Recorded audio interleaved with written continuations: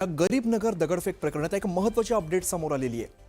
दगडफेक करणाऱ्यांवरती हत्येच्या प्रयत्नाचा गुन्हा दाखल करण्यात आलेला आहे। पोलिसांनी कलम 109 नुसार हा गुन्हा दाखल केलाय आणि एकूण 100 ते 150 लोकांवरती हा गुन्हा दाखल करण्यात आलेला आहे। यामध्ये 15 जणांना सध्या अटक झाली आहे आणि दगडफेक झाल्यामुळे यामध्ये 5 पोलीस कर्मचारी जखमी झालेले होते। काल हा सगळा प्रकार घडला साधारण 5च्या सुमारास। हा सगळा दगडफेकीचा प्रकार घडला। जमाव जो आहे तो अत्यंत आक्रमक झालेला होता। यावेळेला पोलिसांनी बळाचा वापर केला, मात्र यानंतर मोठ्या प्रमाणात दगडफेक सुरू करण्यात आली। पोलिसांवरती स्थानिकांकडून ही दगडफेक करण्यात आली। पोलिसांनी संवाद साधण्याचा प्रयत्न केला, मात्र ही दगडफेक काही थांबली नाही आणि यामध्ये जवळपास 5 ते 6 पोलीस कर्मचारी हे जखमी झालेले आहेत। यामध्ये सध्या 15 जणांना अटक केली आणि एकूण 100 ते 150 लोकांवरती गुन्हा दाखल केलेला आहे। यामध्ये कलम 109 नुसार हा गुन्हा दाखल झालेला आहे। संकेत फरक आमचे प्रतिनिधी या संदर्भातली आपल्याला अधिकची माहिती देतात। संकेत, आपण बघतो काल खरं तर ही सगळी दगडफेक झाली, मोठ्या प्रमाणात पोलीस सुद्धा जखमी झालेले आहेत। कोणत्या नवीन अपडेट्स समोर येत आहेत?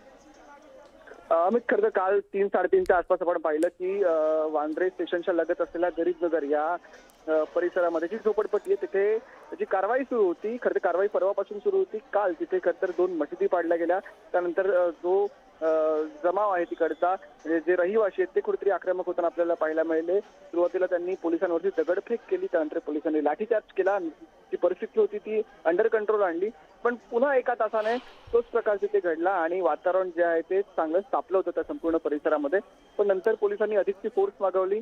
अधिकतर फोर्स काल सकाळपर्यंत 1000 पोलीस कर्मचारी होते, पोलीस, मुंबई पोलीस असतील, आरपीएफ असतील, जीआरपी असतील असे मिळून, पण ते संध्याकाळपर्यंत 1500 वरती त्यांची संख्या गेली आणि त्यानंतर सर्व पोलिसांनी त्या संपूर्ण परिस्थितीवरती नियंत्रण मिळवलं आणि रात्री 10 वाजेपर्यंत या प्रकरणामध्ये 10 लोकांना अटक होती। पण ओव्हरऑल मध्यरात्री सकाळ तो सर्च ऑपरेशन, कोम्बिंग ऑपरेशन जे आहे ते पोलिसांकडून करण्यात आलं। आणखी 5 लोकांना अटक केली, त्याच्यामुळे एकूण अटक या संपूर्ण प्रकरणामध्ये 15 अटका झालेल्या आहेत। पण महत्त्वाची गोष्ट ही आहे की जवळपास ती दगडफेक करत होते अशा जवळपास 100 ते 150 लोकांवरती जे आहेत ते अटेम्प्ट टू मर्डर म्हणजे खुनाच्या प्रयत्नाचे जे आहेत ते गुन्हे दाखल झालेले। त्याच्यामुळे कुठेतरी एक नक्की आहे की पोलिसांनी हे संपूर्ण मॅटर जे आहे ते खूप जास्त सिरियसली घेतलेलं आहे आणि त्या अनुषंगाने पोलीस आता आपल्याला कारवाई देखील करताना दिसत आहेत। तर एकीकडे जर आपण पाहिलं तर आज देखील तिकडे डिमॉलिशनचं काम म्हणजे पाडकाम हे सुरूच आहे। तर एकीकडे डिमॉलिशनचं काम आणि दुसरीकडे काल ज्यांनी दगडफेक केली त्यांच्या धरपकडीचं काम, हे दोन्ही कारवाया सध्या आपण पाहतोय गरीबनगरमध्ये सुरू आहेत। एकीकडे पाडकाम अजूनही चालूच आहे आणि दुसरीकडे हे काल ज्यांनी दगडफेक केली त्यांना देखील पकडण्याचं काम सध्या पोलीस करतात। अमित, बरं संकेत, धन्यवाद या सगळ्या सविस्तर माहितीसाठी।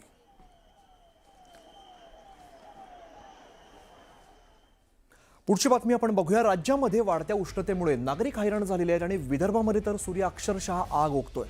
बुधवारी वर्धा या ठिकाणी 47.1 अंश इतका मोठ्या प्रमाणात तापमानाची नोंद झालेली आहे। तर दुसरीकडे कोकणासह मध्य महाराष्ट्रातील काही जिल्ह्यांमध्ये विजेंच्या कडकडाटासह पावसाची शक्यता वर्तवली जाते।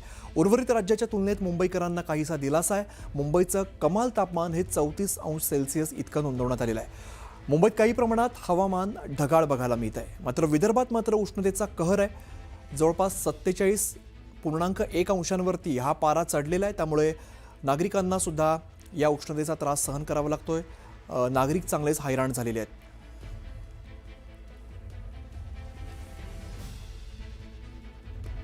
तर इकडे अमरावतीमध्ये काल तापमान तब्बल 46.8 अंश सेल्सिअस पर्यंत पोहोचलं आणि आज सुद्धा हवामान विभागाकडून उष्णतेचा अलर्ट जारी करण्यात आलाय। शहरातील प्रसिद्ध मालटेकडी जॉगिंग ट्रॅकवरती रोज हजारो नागरिक फिरण्यासाठी येत असतात आणि वाढत्या उष्णतेचा त्रास कमी करण्यासाठी महानगरपालिकेच्या वतीने या ट्रॅकवरती पाण्याचे फॉगर्स बसवण्यात आलेले आहेत। त्यामुळे घामाने ओलेचिंब झालेल्या नागरिकांना जणू थंड हवेच्या ठिकाणी आल्याचा अनुभव घेता येतोय। याचा आढावा घेतला आमचे प्रतिनिधी संजय शेंडे यांनी। गेल्या 4 ते 5 दिवसांपासून अमरावती जिल्ह्याचं तापमान हे सातत्याने वाढत चाललेलं आहे। अमरावतीचं कालचं तापमान जर बघितलं तर जवळपास 46.8 डिग्री सेल्सिअस तापमान होतं आणि या तापमानामध्ये अंगाची खरं तर लाही होते, लोकांना घराबाहेर फिरणं असह्य होते। मात्र अशातच महानगरपालिकेच्या वतीने त्या मालटेकडी परिसर आहे, या ठिकाणी मालटेकडीच्या या ट्रॅकवर हजारो लोक सकाळी वॉकिंगला येत असतात आणि त्यामुळे जर बघितलं आपण या ठिकाणी मोठ्या प्रमाणात फॉगर्स लावलेले आहे। त्यानंतर सकाळी जे नागरिक फिरायला येतात आणि घामाने चिंब होतात अशा नागरिकांना या फॉगरपासून मोठ्या प्रमाणात दिलासा मिळतो। संपूर्ण मालटेकडी परिसरात आपण पाहू शकतो की फॉगर्स जे आहे फॉगर्स लावण्यात आलेले आहे आणि नागरिक सकाळी या ठिकाणी वॉकिंगसाठी येत असतात। काही नागरिक वॉकिंगला आलेला आपण त्यांना विचारणार आहोत। दादा, मला सांगा हा महानगरपालिकेचा काय उपक्रम आहे? तुम्ही या भागाचे नगरसेवक आहे. अमरावती महानगरपालिकेने या देशाचा गिनतीमध्ये अमरावती शहर सुद्धा काही स्थानावर आहे. सकाळी अमरावती शहरातील लोक या ठिकाणी बरेच वाक करिता या ठिकाणी येतात.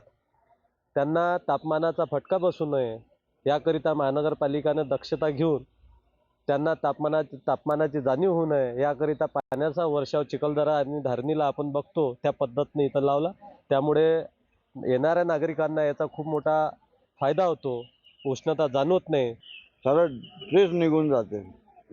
शरीरातलं एकदम वातावरण, हवेत बी थंडावा, सुगंध, मातीचा सुगंध येते, एकदम फ्रेश वाटते. अमरावती शहराचं तापमान एवढं वाढलेलं आहे की सकाळी सुद्धा उष्णतेची धग जाणवते. व्यायाम करताना ती उष्णता जाणवते. पण हे फॉगर लावले तेव्हापासून व्यायाम करताना फिरताना सुद्धा आल्हाददायी वातावरण आहे. उन्हाळ्यामध्ये एक थंडावा जाणवतो आहे आणि त्यामुळे पावसाळ्याचं वातावरण आहे की काय असं वातावरण या महानगरपालिकेने केलेलं आहे. त्याबद्दल महानगरपालिकेचे आभार व्यक्त करतो. चिखलदरा सारखं वातावरण झालं की काय थंड हवेच्या ठिकाणासारखं असा जो अनुभव आहे ते नागरिक घेतात. म्हणजे सागरसह संजय शेंडे, न्यूज 18 मराठी, अमरावती.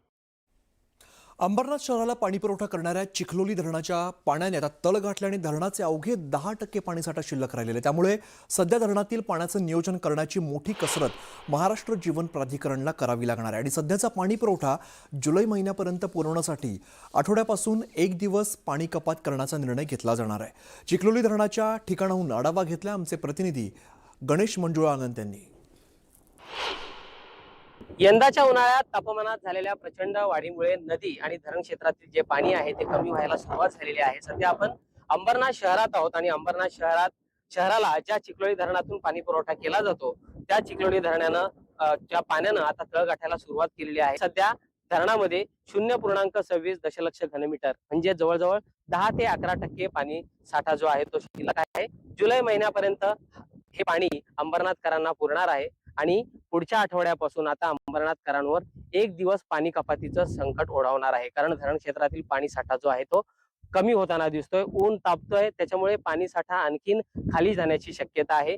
या धरणातून जवळजवळ 50,000 अंबरनाथकर पाणी पितात आणि 6 MLD पाणी या धरणातून उचललं जातं. त्याचबरोबर बॅरेज धरण असेल किंवा बारवी धरण असेल इथलं देखील पाणी अंबरनाथकरांना पुरवलं जातं. मात्र सध्या उन्हाचा कडाका पाहता पाऊस येण्याची शक्यता लांबणीवर आहे आणि त्याच्यामुळे धरण क्षेत्रातील जे पाणी आहे ते अजून कमी होण्याची शक्यता आहे. त्याच्यामुळे पुढच्या आठवड्यापासून जिथे 1 दिवस पाणी कपातीचं संकट अंबरनाथकरांवर ओढवणार आहे, पुढे जाऊन पावसाळा जर लांबला तर हे पाणी कपातीचं संकट आठवड्यातून 2 ते 3 दिवसांवर येण्याची शक्यता आहे. त्याच्यामुळे वरून राजानं लवकरात लवकर कृपादृष्टी करावी आणि ही धरणं लवकरात लवकर भरावी अशा प्रकारची योजना अंबरनाथकर करताना दिसत आहेत.